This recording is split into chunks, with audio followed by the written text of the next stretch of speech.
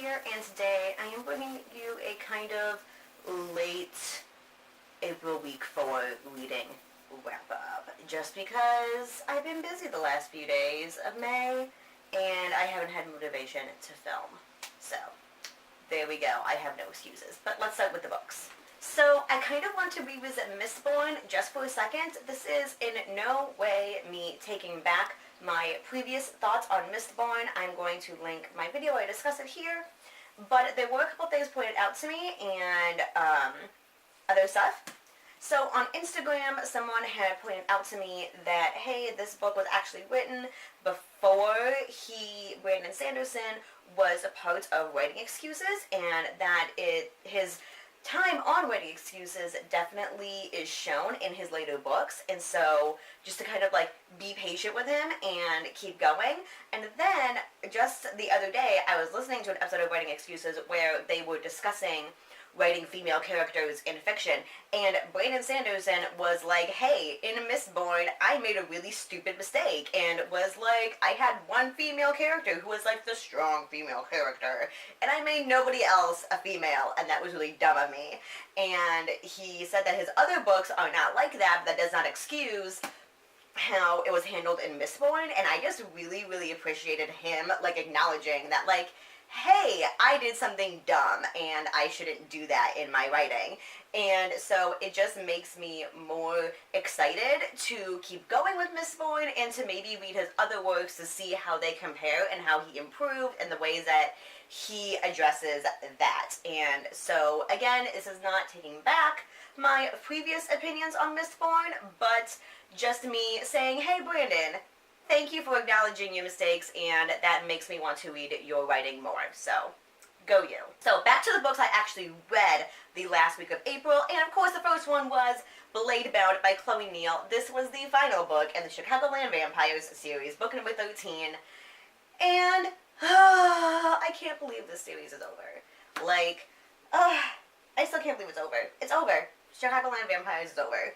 And I really tried to take my time with this book, because normally I could just like devour this book in a day or two, but I kind of took my time a little bit more, just so I could absorb it and appreciate it more. And I can't really tell you a whole lot about this book without giving spoilers for, you know, the rest of the series, but in case you haven't been paying attention to my videos this past year, Chicagoland Vampires is about marriage. She is a grad student. She's working on like her PhD in English literature, and one night after an evening of studying, she is attacked on the University of Chicago campus by vampires, and she is turned into a vampire. And this series follows her, I think it's about like a year and a half, her first year and a half as a vampire, and she ends up joining this Cadogan vampire house and all of her experiences with that, and it is freaking awesome, and I love it. And basically I gave Blade Bound 5 stars because basically everything you want in a Chicagoland Vampires novel is in this book. So things that you would like about it are in here. If you want to hear my full thoughts on the entire series, I will link a video up here for you. And yeah, there is going to be a spin-off, which the spin-off is what I predicted it would be, which I can't tell you because spoilers, but there is a slight twist to it that I didn't necessarily call, which I probably should have called, but I didn't. And I'm kind of excited for that, even though I'm sure it won't be the same. I am excited for her spin-off series, which comes out next year. Then I read Given to the Sea by Mindy McGinnis. This is her first fantasy novel, and it is the first in a duology.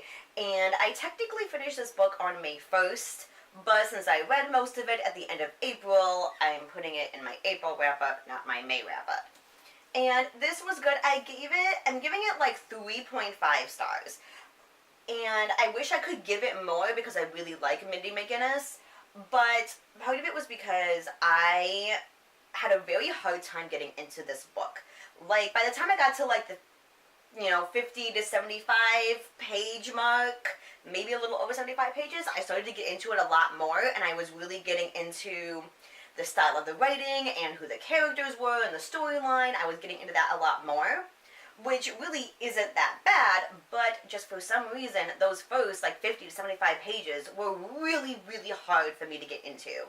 Like, I would read maybe like 15 to 20 pages a day, and I would just put the book down. Now, part of it was because I didn't have time during those days to really sit and read, but it was just easy for me to put the book down, and while I was willing to put it back up, I wasn't like, oh my gosh, I really want to pick up this book again and read it. Once I got over that hump, I really enjoyed it a lot more. This is about a girl named Kosa, I believe is how you say her name, and she comes from a family line where they dance into the sea, kind of like their body just kind of takes over them and they dance into the sea, and it helps to save the kingdom. And then it also follows the storylines of a few other people in the world. And there's 4 different points of view, although it was interesting because 2 of the points of view were in first person, and then 2 of the points of view were in third. And I'm still not sure how I feel about that, because I know for some writers, they can really pull it off and do it really well, but I also know in my own writing experience, like, that's always been kind of like a thing where people are like, hey, pick one. Pick first person or third person. Don't do both. And so I wasn't really sure how it jived with me and my personal taste. And Mindy McGinnis does do a lot of social commentary, so this does talk a lot about rape culture and racism and ableism and sexism and all of those things, and there are some trigger warnings for said things, and so just to give you guys a heads up. But by the end of the book, I did really enjoy it. I really liked the characters. There were definitely there's like a love square thing going on, and I'm kind of all about it, and like figuring out like who's gonna end up with who, and I just liked where the story went with Kosa, and there was definitely some interesting twists to the story that I didn't necessarily see, which was really cool, and I am excited for the next one, but because it took me so long to get into it, and I do think some of the world building and things could use some work, I'm giving it more like 3.5 stars versus 4. So yeah, so those are the 2 books I finished at the end of April. I kind of like doing these periodic reading wrap-ups. I don't think I'm going to do them weekly the way I know some other people do, just because I really enjoy only doing 1 video a week.